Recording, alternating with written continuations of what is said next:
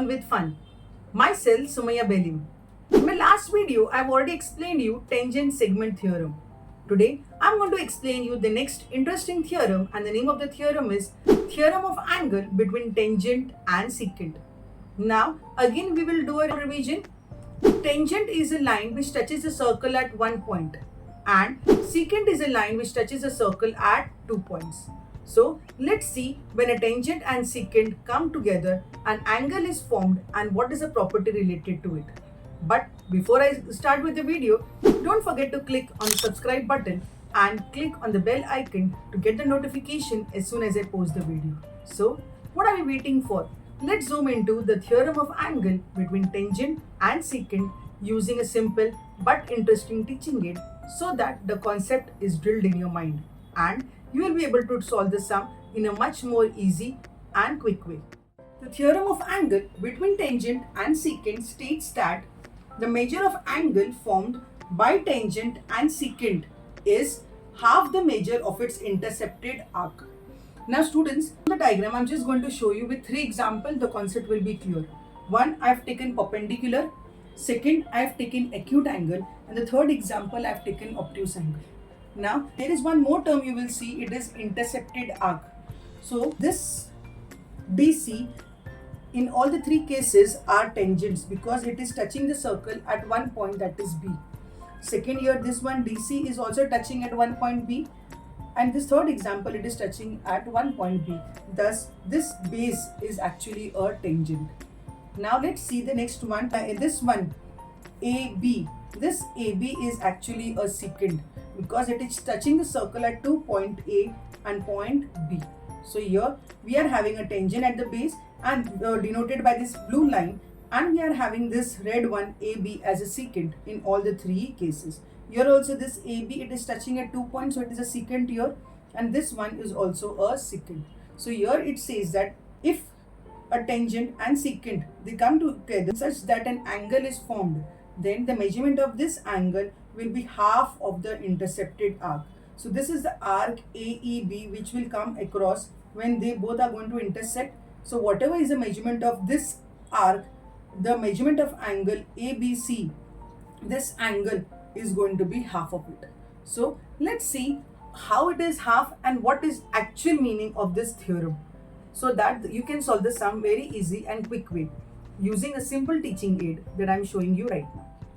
Let's explain the first example here.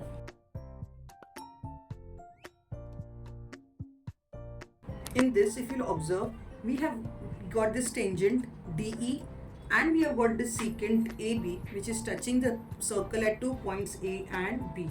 And the tangent here, you will observe, it is just touching the circle at one point, and that is B. You will also observe that angle ABE and angle ABD, these are the 2 angles formed here. So the theorem simply says measurement of this angle is going to be half of the intercepted arc.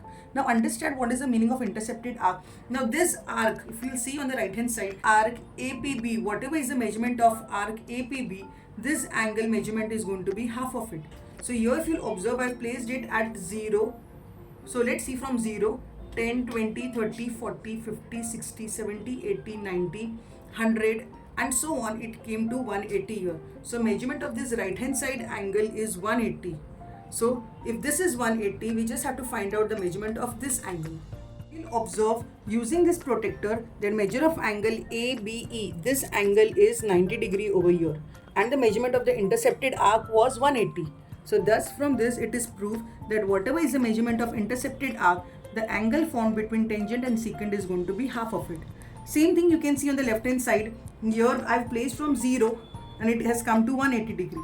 So arc AQB is 180 degree. Similarly, ABD, this left hand side angle, is also going to be half of 180, that is going to be 90.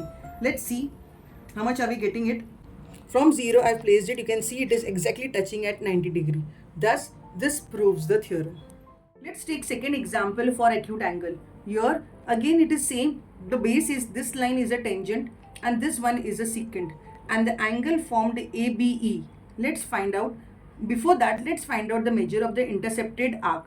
Now this intercepted arc Here I've kept on 0. So 0, 10, 20, 30, 40, 50, 60, 70, 80, 90, 100, 110, 120. So measurement of this right hand side arc is 120 degree. So now let's quickly find out the measurement of angle ABE.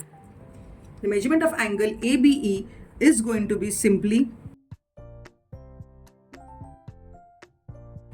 once you placed your see here, it has come exactly at 60 degree.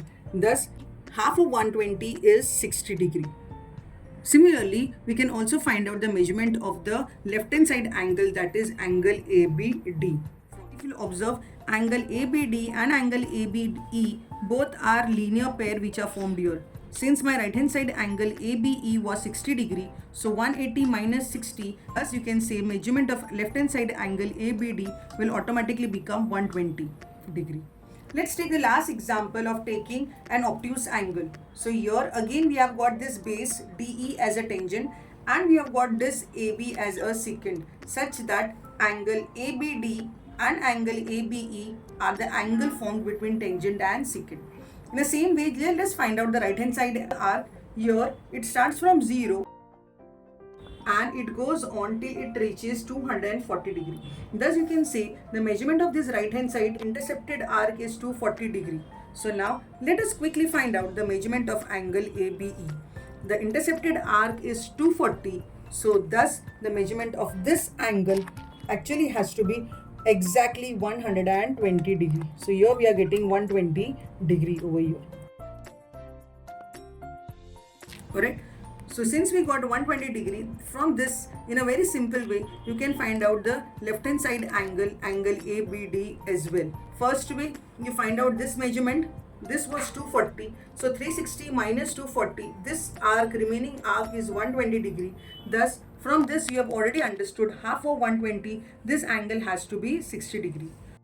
Angle ABD 60 degree and angle ABE 120 degree. So 60 plus 120, total it sum up to 180 degree. Complete circle measures 360 degree. So you can understand from this the relation between an intercepted arc and the angle formed between tangent and secant.